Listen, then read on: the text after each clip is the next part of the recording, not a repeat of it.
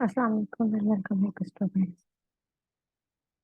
आज के इस लेक्चर में हम पाइथन का जो टॉपिक पढ़ेंगे उसमें हम बेसिकली ये देखेंगे कि पाइथन में स्टेटमेंट्स और सिंटैक्स क्या है, किस तरीके से पाइथन में जो है हम प्रोग्रामिंग करेंगे। अब तक हमने जो है इन आइडेंटिफायर्स का, डेटा टाइप्स का बहुत अच्छे से आइडिया हो गया है। मैथ्स की कैलकुलेशंस वगैरह, स्ट्रिंग की प्रैक्टिस वगैरह सब हमने देख लिया है। अब हम प्रोग्रामिंग की तरफ बढ़ रहे हैं और हमें प्रोग्रामिंग के लिए सबसे पहले जो चीज़ सीखने की होती है वो होती है स्टेटमेंट्स। स्टेटमेंट्स यानी कि किस तरीके से आप अपनी बात कंप्यूटर को बताना चाहेंगे। इसके लिए हमें ज़ाहिर लैंग्वेज का सहारा लेना पड़ता है और हम इसका पाइथन लैंग्वेज को बेस बनाकर कंप्यूटर से अपना जो भी आइडिया है वो कंप्यूटर को बताना सीख रहे हैं। तो आज का जो टॉपिक है वो है स्टेटमेंट्स एंड सिंटैक्स। पाइथन जो है, जैसा कि हम जानते हैं, बहुत इजी करके इस लैंग्वेज को तैयार किया गया है। तो इसमें स्टेटमेंट देने का तरीका भी बहुत सिंपल है, बहुत आसान है। सिंटैक्स कहते हैं ग्रामर को। जैसे हम उर्दू में बात करते हैं, इंग्लिश में बात करते हैं, किसी और लैंग्वेज में बात करते हैं, तो उससे हमें उसकी ग्रामर आनी चाहिए ताकि हम अपनी बात को सही तरीके से बता सके। इसी तरीके से अगर हमें कंप्यूटर से बात करनी है तो कंप्यूटर की जो लैंग्वेज है पाइथन, उसका हमें सिंटैक्स पता होना चाहिए, यानी कि उससे बात करने का क्या तरीका है। उससे बात करने के लिए हमें ज्यादा अल्फाज की जरूरत पड़ेगी। वैल्यूज को स्टोर कराने के लिए हमारे पास आइडेंटिफायर्स होते हैं। काम करवाने के लिए हमारे पास फंक्शंस होते हैं, जैसे प्रिंट था। और इसके अलावा बहुत सारे दूसरे फंक्शंस हमने देखे थे। तो इसको हम कहते हैं बेसिकली सिंटैक्स। और स्टेटमेंट्स जो हम जुमला तैयार करेंगे उसको हम स्टेटमेंट कहेंगे, और उस जुमले को तैयार करने के लिए हमें जिस ग्रामर की जरूरत पड़ेगी उसको हम सिंटैक्स कहते हैं। तो सबसे पहले जो सबसे अच्छी बात है पाइथन की, कि पाइथन में जो है वो पैरेंथेसिस ऑप्शनल होते हैं।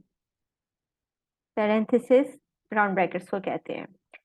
तो पाइथन में पैरेंथेसिस ऑप्शनल होते हैं। बहुत सारे दूसरी लैंग्वेजेस में जब भी हम स्टेटमेंट लिख रहे होते हैं, फॉर एग्जाम्पल मुझे लिखना है if a less than b, ठीक है, तो दूसरी लैंग्वेजेस में हमें ब्रैकेट्स की जरूरत पड़ेगी। पाइथन बगैर ब्रैकेट के भी आपको स्टेटमेंट को वो कंसिडर कर लेता है। तो फॉर एग्जाम्पल हमें कुछ हम वैल्यूज दे देते हैं। इस वक्त हम एडिटर में काम कर रहे हैं, अब तक हम कंसोल पे काम कर रहे थे। एडिटर का मतलब ये है कि हमें बकायदा प्रोग्राम टाइप करने के बाद उसको रन करना पड़ेगा। और कंसोल में ये था, हम जैसे इंटर दबाते थे हमारा आउटपुट हमारे सामने आ जाता था। तो अब हम नेक्स्ट स्टेप में आए हैं।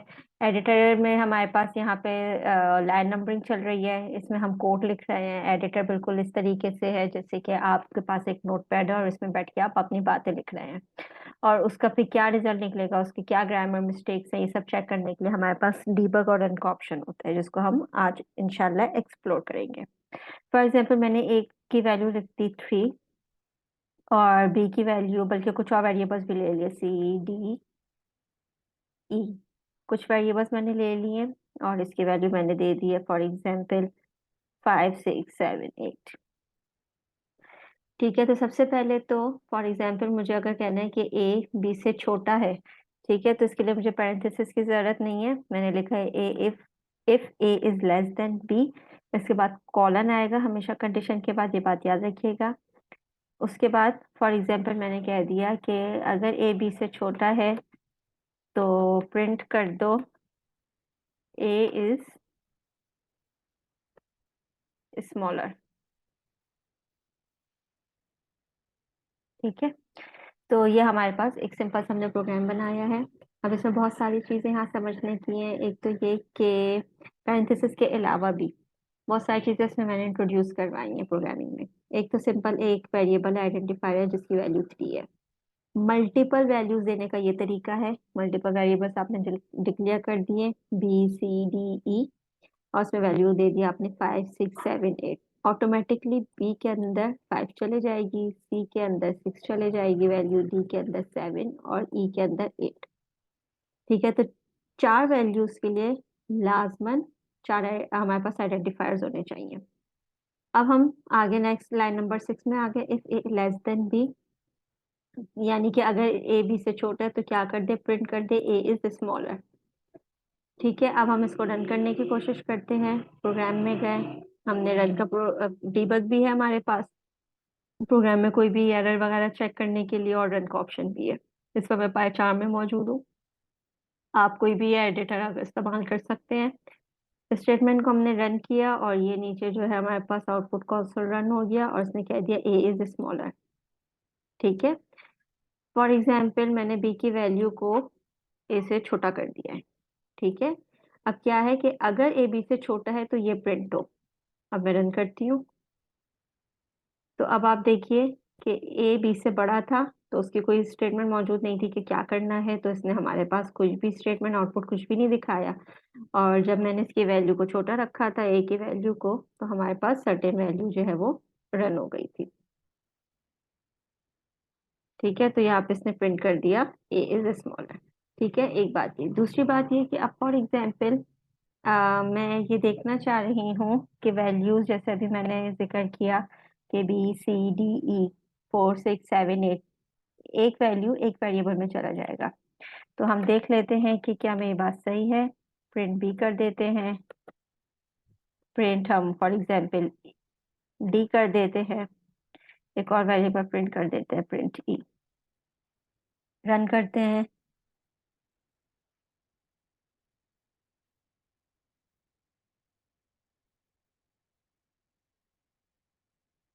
और यहाँ पे आप देखिए आपके पास आंसर आ रहा है ए इज स्मॉलर। ठीक है, कंडीशन मेट कर रही थी तो ये यहाँ प्रिंट हो गया।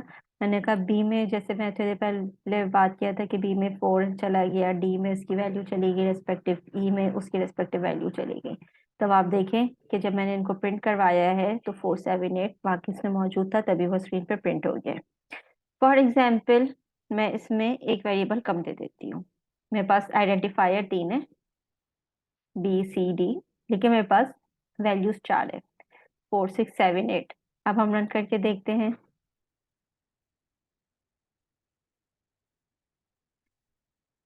अब हमने रन करके देखा तो यहाँ पे देखिए आप, B C D 4 6 7 8 value error आ चुका है, too many values to unpack. यानी जब ये अनपैक करने लगा तो वैल्यू ज्यादा थी और हमारे पास वेरिएबल्स कम थे, तो इन्होंने कह दिया है कि कितनी होनी चाहिए, 3 होने चाहिए, तो हमने 4 6 7 8 ज्यादा बता दिया।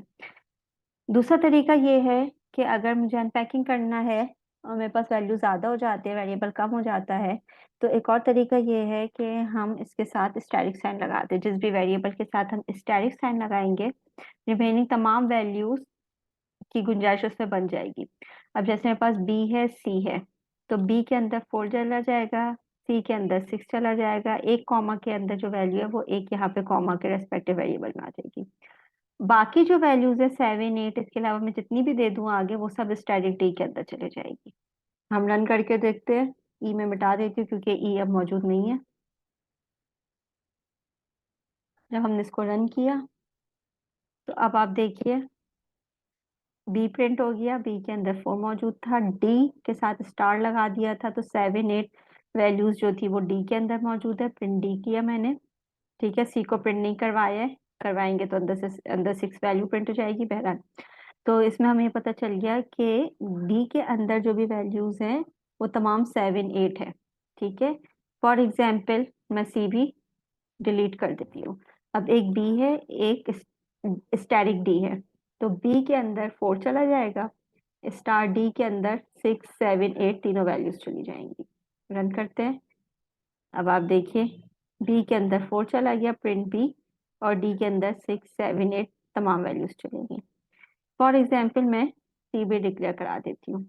अब क्या होगा, बी के अंदर पहली वैल्यू चली जाएगी, स्टार डी के बाद सी के अंदर आखिरी वैल्यू चली जाएगी, बीच की दोनों वैल्यूज या तमाम रिमेनिंग वैल्यूज वो डी में आ जाएगी। तो बेसिकली ये पोजीशंस के हिसाब से वैल्यूज सेव हो रही है, फर्स्ट पोजीशन पे फर्स्ट, लास्ट पोजीशन पे लास्ट, और बीच की तमाम रिमेनिंग जो है वो स्टार डी में आ जानी चाहिए। हमने रन किया तो अब आप देखें, बी में 4 था, स्टार डी में तमाम रिमेनिंग वैल्यूज हैं बी और सी की वैल्यूज के अलावा, और सी के अंदर जो है वो 8 मौजूद होगा। ठीक है, तो यहाँ पे हमने इस चीज को भी देखा कि मल्टीपल डिक्लेरेशन अलाउ है, और दूसरा ये declarations is allowed using comma, और ये बेसिकली 1:1 होता है। जितने वेरिएबल होंगे उसके रेस्पेक्ट से उतने हमारे पास वैल्यूज होनी चाहिए। वरना दूसरा तरीका क्या है, else use star sign, identifier के साथ आप स्टार साइन को इस्तेमाल कीजिए। ठीक है, तो तमाम रिमेनिंग वैल्यूज जो होंगी वो इसमें अकोमोडेट हो सकती हैं और फिर ये चीज एरर में भी नहीं आएगी। चलें, बहरहाल हम आगे बढ़ते हैं। इसको हम नेक्स्ट में आ जाते हैं। जो प्रोग्राम हमने देखा इसमें इसमें वैल्यूज ले लेते हैं सी डी ई, और ये वाले हैं हम इसको नोट्स में ऐड कर लेते हैं। ये हमारे नोट्स हैं। अब हमारे पास क्या है नेक्स्ट, इस लाइन ऑफ कोड्स जो है इसमें आप एक और चीज नोटिस करें, जैसे ही हमने इंटर दबाया है वहां पे हमारी एक स्टेटमेंट कंप्लीट हो गई है। पाइथन इस चीज को सपोर्ट करता है कि जब आप लाइन चेंज करेंगे तो बेसिकली वो स्टेटमेंट आपकी कंप्लीट हो जाएगी। फॉर एग्जाम्पल यहाँ पे मैंने लिखा है a=3, नेक्स्ट लाइन में लिखा है BCDE=4 6 7 8। कुछ हमारे पास लैंग्वेज आईडीईज होती हैं, वो टर्मिनेटर इस्तेमाल कर रही होती है, जैसे कि सेमी कॉलन। वो ये बता रहा होता है कि यहाँ पे एक स्टेटमेंट कंप्लीट हो चुकी है।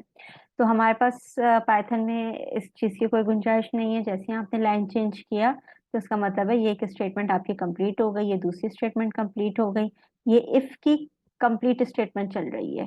ठीक है, अब यहाँ पे मैं लाइन चेंज करूंगी तो मेरे पास यहाँ पे फिर न्यू स्टेटमेंट स्टार्ट हो जाएगी। फॉर एग्जाम्पल मैंने लिखा प्रिंट बाय। ठीक है, तो मेरे पास एक लाइन ये हो गई, दूसरी तीसरी ये कंप्लीट है क्योंकि ये कंडीशनल इसके साथ ये एसोसिएट है। फिर एक और लाइन ये हो गई। तो इसका मतलब क्या हुआ कि end of line is the end of statement. तो स्टेटमेंट की एक और खुसूसियत क्या हमें पता चली, एक तो इसमें पैरेंथेसिस ऑप्शनल होते हैं, दूसरा ये कि जब लाइन एंड हो जाएगी आपके पास तो स्टेटमेंट भी ऑटोमेटिकली एंड हो जाएगी। इसी तरीके से नीचे ही एग्जाम्पल में आपको एक और चीज नजर आ रही है कि end of indentation is the end of statement. क्या मतलब हुआ, इंडेंटेशन का मतलब ये हुआ कि लाइंस हमारे पास ब्लॉक क्रिएट कर रही है। जैसे ये मेरे पास इफ के साथ जो नेक्स्ट लाइन है वो इफ से थोड़ा दूर इंडेंटेड है, इसको इंडेंटेड कहते हैं। ठीक है, यानी कितना दूर है, तो ये हमारे पास इंडेंटेशन है।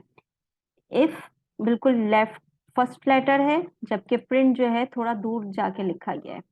आगे आगे मैं एक और स्टेटमेंट लिख देती हूँ, print type any bigger number. For example मैंने एक स्टेटमेंट और लिया और फिर मैंने लिखा कि bigger equals to input enter number. अब ये सब मैंने क्या किया, बेसिकली मैंने बताना ये है यहाँ पे कि मैं इफ से नीचे जितनी भी लाइंस लिखती जाऊंगी ये सब इफ का ब्लॉक कहलाएगा। क्यों, क्योंकि ये हमारे पास सेम इंडेंटेड है, जहां से पी स्टार्ट हो रहा है वहीं से सेकेंड लाइन का पी स्टार्ट हो रहा है, वहीं से बिगर का बी स्टार्ट हो रहा है। तो ये तमाम लाइंस जो है बेसिकली ये इफ के ब्लॉक स्टेटमेंट है। तो हमारे पास ये कंप्लीट इंडेंटेशन एक ब्लॉक कहलाएगा। तो हम लिख देते हैं end of indentation is the end of block. तो यहाँ पे हमारे पास जो है वो ब्लॉक फिनिश हो रहा है। उसके बाद ये वाली जो लाइन है बाय, इसके इंडेंटेशन देखिए आप आई के साथ है, तो ये कोड की स्टेटमेंट है, ये इफ के ब्लॉक का पार्ट नहीं है। नॉर्मली हम जो दूसरी लैंग्वेजेस इस्तेमाल करते रहे हैं उसमें हम कर्ली ब्रैकेट्स को यूज कर रहे होते हैं ब्लॉक ऑफ कोड बताने के लिए, या कुछ कीवर्ड्स होते हैं बिगिन और एंड के, वो हम इस्तेमाल कर रहे होते हैं कि ब्लॉक ऑफ कोड यहाँ से स्टार्ट हो रहा है यहाँ से एंड हो रहा है, ये हमें बताना पड़ता है। ठीक है, तो पाइथन हमें ये आसानी दे रहा है कि जितनी भी चीजें सेम इंडेंटेशन के साथ होंगी वो उसके ऊपर वाली जो लाइन होगी उसका पार्ट कंसिडर होगा। अब मैं रन कर देती हूँ, 3 4 से छोटा है। ठीक है, तो ये पूरी लाइंस को रन हो जाना चाहिए। As smaller type any bigger number enter any number, ये हमसे यहाँ पे नंबर भी मांग रहा है और मैंने नंबर दे दिया 7 और उसने मुझे कह दिया आगे बाय। ठीक है, तो ये मैंने कुछ जो है इसमें स्टेटमेंट ऐड की थी इंडेंटेशन समझाने के लिए। अब आ जाइए, प्रिंट करवाने के लिए स्क्रीन पे हमारे पास प्रिंट का कीवर्ड होता है, फंक्शन होता है। इनपुट लेने के लिए यूजर को मैं इंटरेक्ट करना चाह रही हूँ, मैं चाह रही हूँ यूजर भी मेरे प्रोग्राम में अपना कुछ कीज वीज इंटर करके बताए कि उसके कौन सा नंबर इंटर करना है या उसका नाम क्या है। तो ये सब करने के लिए हमारे पास इनपुट की कमांड होती है। इनपुट के फंक्शन के अंदर आप जो भी लाइन लिखेंगे, जो भी स्टेटमेंट लिखेंगे वो स्क्रीन पे प्रिंट हो जाएगी। और जो वैल्यू यूजर इंटर करेगा, वो जो वेरिएबल आपने साइन किया होगा लेफ्ट हैंड साइड पे, तो उसमें वो डेस्टिनेशन में जाके सेव हो जाएगा। तो बिगर के अंदर जो भी वैल्यू जा रही है वो इंटर नंबर वो इसके अंदर मौजूद है। जो चीज यहाँ पे मजीद समझने की है वो ये कि आप स्क्रीन पे देखिए बिगर के साथ लिखा हुआ है STR, यानी बिगर का जो टाइप है वो स्ट्रिंग है, यानी मैं जो भी नंबर दूंगी वो स्ट्रिंग की फॉर्म में इसके पास किया है। ठीक है, तो वो अभी हम आगे देखेंगे कि हम उसको एज एन इंटीजर लेंगे किस तरीके से। बहरहाल, तो हमने जो नोट्स यहाँ पे स्टेटमेंट से रिलेटेड कलेक्ट किए हैं और सिंटैक्स से रिलेटेड कलेक्ट किए हैं वो ये कि मल्टीपल डिक्लेरेशंस अलाउड है, पैरेंथेसिस ऑप्शनल है, इनलाइन और इंडेंटेशन बेसिकली जब एंड हो रही होगी तो स्टेटमेंट और उसका ब्लॉक भी जो है वो रेस्पेक्टिवली एंड हो रहा होगा। Multiple declaration is allowed. ठीक है, इसी से रिलेटेड एक और मुझे एक एग्जांपल याद आई है। फॉर एग्जांपल मैंने यहाँ पे एक नंबर लिखा नम इक्वल्स टू, और मैंने नंबर दिया 1 1 1 2 2 2 3 3 3। तो ये भी मेरे पास अलाउ है, यानी एक आइडेंटिफायर और उसकी वैल्यू मल्टीपल लाइन में in the form of list में दे सकती हूँ। इसको हम वाइल्ड एंट्री कहते हैं या हम इसको वाइल्ड स्पेसेस कहते हैं। अगर मैं इसको, तो ये भी अलाउ है, मैं प्रिंट भी करके देख लेती हूँ। अगर मैं नम को प्रिंट करवाऊं तो अब आप देखिए इंटर एनी नंबर भी कर देती हूँ मैं, क्योंकि मैंने इनपुट लिया हुआ है तो वो मुझसे लेकर ही नेक्स्ट लाइन पे जाएगा। जब मैंने नम को प्रिंट करवाया तो नम के अंदर जो मैंने असाइनमेंट की थी 1 1 1 2 2 3 3, वो तीनों मुझे नजर आ रहे हैं। इसका मतलब यह है कि अगर मैं लिस्ट की फॉर्म में या ब्रैकेट्स के अंदर वैल्यूज को स्प्रेड करके दे रही हूँ, एक लाइन में एक वैल्यू दे रही हूँ, तो वो तीनों वैल्यूज जो है या वो एक कंप्लीट लिस्ट जो है वो नम के नाम से एक्सेप्टेबल है। तो ये भी हमारे पास एक मल्टीपल लाइन डिक्लेरेशन जो है वो हमारे पास अलाउ होता है। इसी तरीके से फॉर एग्जाम्पल ये हमारे पास मल्टीपल लाइन डिक्लेरेशन है और मैं ये वाली स्टेटमेंट इनपुट की हटा देती हूँ। ठीक है, क्योंकि इनपुट की वजह से मेरी स्क्रीन होल्ड हो रही है बार बार। अब मैं कह रही हूँ print A is smaller semi colon, print type any bigger number, और फिर यहाँ पे मैं कह रही हूँ प्रिंट गुड। ठीक है, तो अब मैं क्या कर रही हूँ, बेसिकली मल्टीपल स्टेटमेंट्स एक ही लाइन में दे रही हूँ। लाइन नंबर 10 में थोड़ी देर पहले एक स्टेटमेंट थी, अब मैंने लाइन नंबर 10 में प्रिंट की एक ये स्टेटमेंट डाली हुई है, दूसरी और तीसरी। ठीक है, तो या एक प्रिंट हम कम कर देते हैं, हम इसमें लिख देते हैं C+D+E, ये वेरिएबल्स को मैं ऐड कर लेती हूँ। ठीक है, तो समझाने का मतलब ये है कि मल्टीपल स्टेटमेंट्स अगर आप देना चाहें लाइन के अंदर तो वो भी पाइथन अलाउ करता है, बशर्ते ये कि you have to use semi colon just to tell the Python interpreter that these are the individual and these are the separate statements. तो अब अगर मैं इसको रन करती हूँ फॉर एग्जाम्पल, तो मेरे पास आप देखिए कि मैंने एक में दिया है कि प्रिंट कर दो ये मैसेज, फिर मैंने कहा कि प्रिंट ये मैसेज कर दो, और मैंने कहा C+D+E की जो वैल्यू है उसको भी प्रिंट करके सम करके प्रिंट कर दो। अब जब हमने इसको रन किया तो ए इज स्मॉलर आ गया, ठीक है, सेटिस्फाई हो रहा था इस वजह से। Type any bigger number, message print हो गया। C+D+E = 21, ठीक है, ये भी आपके पास प्रिंट हो गया। बाय न्यू लाइन थी, ये भी प्रिंट हो गया। और 111, 222, 333 को भी मैंने कहा था कि इसको भी प्रिंट कर दो, तो ये सब हमारे पास स्क्रीन पे प्रिंट हो रहे हैं। तो यहाँ पे मैं अपने जो नोट्स कलेक्ट कर रही हूँ इसमें मैं यहाँ पे ये चीज़ भी लिख देती हूँ कि multiple statements are allowed but separated with a semicolon, ठीक है। और इसी तरीके से declaration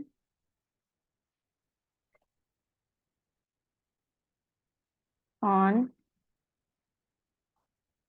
multiple lines is also allowed in Python, ठीक है।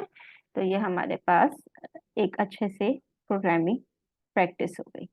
अब हम थोड़ा सा आगे बढ़ते हैं, मैं इस कोड को डिलीट करूंगी, ठीक है, और इसमें जो है अब मैं लूपिंग की एग्जाम्पल के थ्रू कुछ और चीजें आपको समझाना चाहूंगी। लूपिंग स्टेटमेंट्स को हम कैसे देते हैं और उसकी क्या फीचर्स हैं जो पाइथन हमें आसानी दे रहा है। फॉर एग्जाम्पल हमने फॉर के लूप्स तो पढ़ लिए थे, हल्के फुल्के से डिटेल में हम पढ़ेंगे। इस वक्त हम वाइल का लूप चेक कर रहे हैं। तो वाइल ये कहता है कि वाइल हमारे पास लिखें और उसके बाद हम इसमें लिख देते हैं वाइल ट्रू। और हमने कोई एक मैसेज ले लिया और हमने इसमें कहा कि इनपुट यूजर से हमने बोला इसमें क्या कर दें, इंटर टेक्स्ट, ठीक है। तो मैंने कहा कि जब तक स्टेटमेंट ट्रू रहे, जब तक कंडीशन ट्रू रहे, इनपुट लेता रहे इंटर टेक्स्ट, यूजर को कहेगा कि कोई टेक्स्ट इंटर करो और जो भी वो टेक्स्ट इंटर करेगा उसको वो मैसेज में प्रिंट कर देगा। अब मैं ये कह रही हूँ इफ मैसेज अगर स्टॉप के बराबर है तो क्या कर दे, ब्रेक।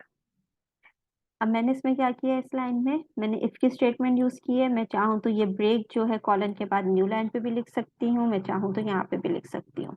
जैसे ही मैं इसको इंटर करूंगी ये कंप्लीट स्टेटमेंट कंप्लीट हो जाएगी, ठीक है। तो इसमें मैंने कहा है कि मैसेज इनपुट लो, अगर उसने प्रिंट किया है स्टॉप तो ब्रेक कर दे, अगर नहीं किया प्रिंट स्टॉप उसने टाइप नहीं किया तो प्रिंट कर दे स्क्रीन पे मैसेज, ठीक है। अब हमने काम क्या किया है कि ये काम करता रहे क्या, एक तो यूजर से इनपुट ले, अगर तो स्टॉप बोल दिया यूजर ने तो ब्रेक कर दे यानी लूप से बाहर आ जाए, और अगर नहीं बोला है तो वो मैसेज को स्क्रीन पे प्रिंट कर दे। रन करके देखते हैं, हमारे पास आ गया इंटर टेक्स्ट, मैंने कहा हेलो, इसने हेलो प्रिंट कर दिया स्क्रीन पे, बाहर नहीं आया। जबकि लूप क्या कह रहा है, रिपीटेशन लूप कहता है कि इस बात को बार बार लिखो। तो हेलो के बाद अब मैंने फॉर एग्जाम्पल लिख दिया वर्ल्ड, तो ये भी स्टॉप नहीं बोला था तो उसने दोबारा से मुझसे मैसेज मांग लिया। मैंने कहा गुड मॉर्निंग, ठीक है, गुड प्रिंट हो गया, मॉर्निंग प्रिंट हो गया। अब मैं इसको कह देती हूँ स्टॉप। तो जब मैंने स्टॉप कहा तो ये वाली लाइन सेटिस्फाई हो गई, यानी कि जो मैंने मैसेज के अंदर वैल्यू रखी हुई थी वो थी स्टॉप, और वो बिल्कुल स्टॉप के बराबर हो गई। This is assignment operator, this is equality operator. ये कह रहा है कि जो भी वैल्यू है वो इसमें चली जाए, और ये वाला साइन कह रहा है कि इन दोनों वैल्यूज को कंपेयर करें। अगर ट्रू हो जाता है, 1 आ जाता है आंसर इसका, तो ब्रेक कर देगा, अगर 0 आ जाता है, फॉल्स हो जाता है, तो नेक्स्ट लाइन पे चला जाएगा, ठीक है। तो ये हमारे पास, अब आप देखिए सबकी इंडेंटेशन साथ साथ चल रही है, तो ये सब वाइल के अंदर मौजूद है, ठीक है। और अगर मैं चाहूँ वाइल की इंडेंटेशन के अलावा तो मैं बाहर आ गई, मैंने एरो से कीबोर्ड से पीछे किया कर्सर और मैंने इस पे लिख दिया प्रिंट बाय। तो यानी मैसेज टाइप होता रहेगा, जैसे ही ये बाहर आएगा तो बाहर इसके पास नेक्स्ट इंस्ट्रक्शन है बाय प्रिंट करना, तो ये बाय प्रिंट कर देगा। अब यहाँ पे मैं चाह रही हूँ कि कोई भी मैसेज है वो अपर केस में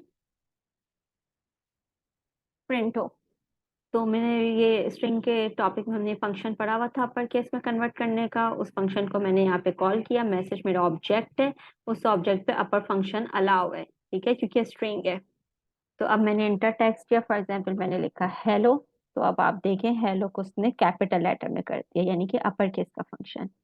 अब मैंने यहाँ पे लिखा मॉर्निंग, तो इसने देखें कैपिटल में इसको कर दिया। मैं कैपिटल में कोई वर्ड दे देती हूँ, गुड, तो इसने जाहिर है उसका काम था अपर में करना, तो इसने दोबारा से अपर केस में इसको कर दिया। अभी तक बाय प्रिंट नहीं हुआ है क्योंकि हम लूप के अंदर ही मौजूद है।